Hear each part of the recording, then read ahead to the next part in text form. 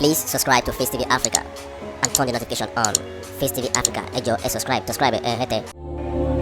Face TV was Swoby.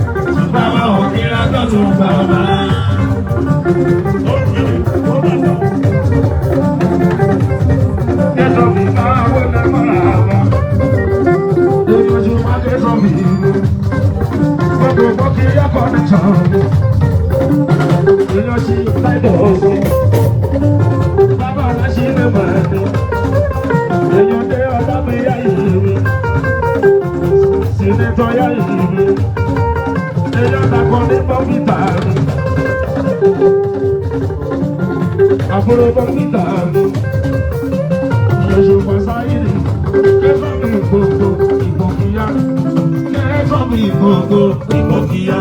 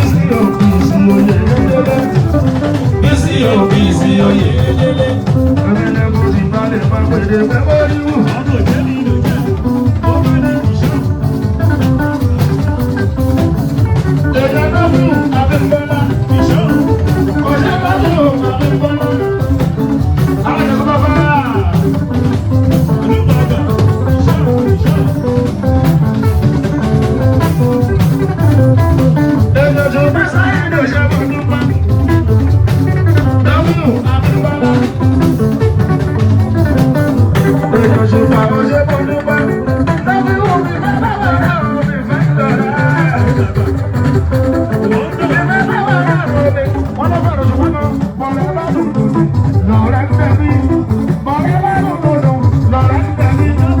Alábí ọdún kí máa wọ̀ náà rẹ̀, ẹ̀jẹ̀ délé máa tó rẹ̀. Olúfimọ́ ni mí, olúfimọ́ ni yé. Lọ́bí òun olúfimọ́ sólúfimọ́ ọdún ni. Ọmọ gbọ́gbọ́ kàlàyé láti wá ṣe kìrìkìrì lábọ̀ wa.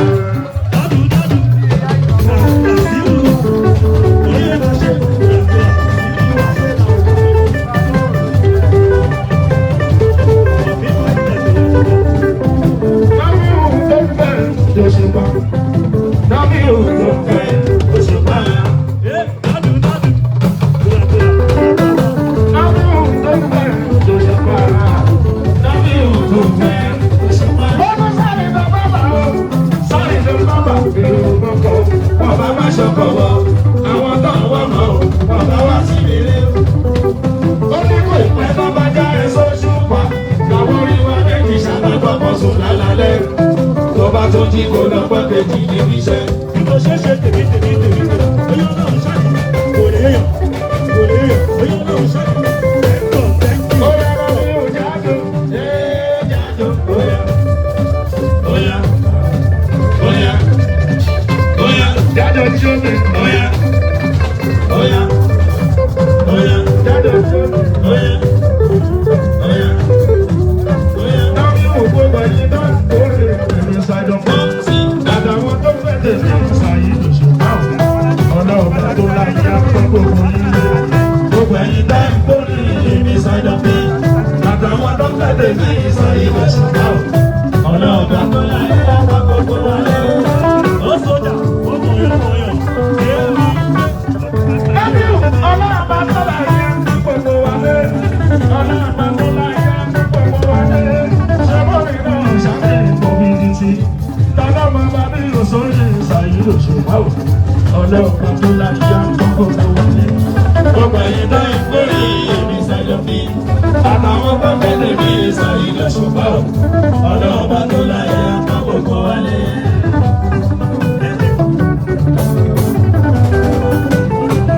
Ní Sọ́lọ́mọ̀ máa wọlé ọ̀la. Bọ́jọ́ Sọ́lọ́mọ̀ ọ̀nà ọba. Ní Sọ́lọ́mọ̀. Àwọn ará wà láti ilé ìpọ́nṣẹ́. Ẹjọ́ àsọtẹ̀ náà láwọn ṣe pín. Ìjọba sọ́jà oṣù. Òyìnbó mìíràn máa ti yá sí. Ọmọ ẹgbẹ́ máa dé ìtàn dédé. Solomon oṣù. Solomon Madonawo. Solomon Madonawo. Ó lásàkà ó sì kúrò. Bàbá ní mo ti fẹ́ yóò bá o. Solomon Madonawo. Solomon Madonawo. Lórí mo fẹ́ tẹ̀lé ní wọ́n. Òṣìṣẹ́ tó fẹ́ mọ́. Wọ́n fi àpáyé mi. Wọ́n fẹ́ máa yá láyé jẹ́ lẹ́kùn tó ti jẹ́ ìdí ọ̀fẹ́. Onísàn, òkùnrin bára ní báyìí. Wọ́n fẹ́ tẹ̀lé nígbà. Òṣìṣẹ́ sọ tó fẹ́ mọ́. Wọ́n fi àpáyé mi. Wọ́n fẹ́ máa yá láyé jẹ́ lẹ́kùn tó ti jẹ́ ìdí ọ̀fẹ́. Onísàn, òkùnrin bára ní báyìí.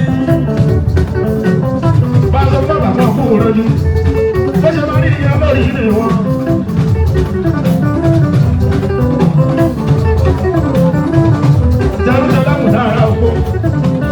Please subscribe to Face TV Africa and turn the notification on.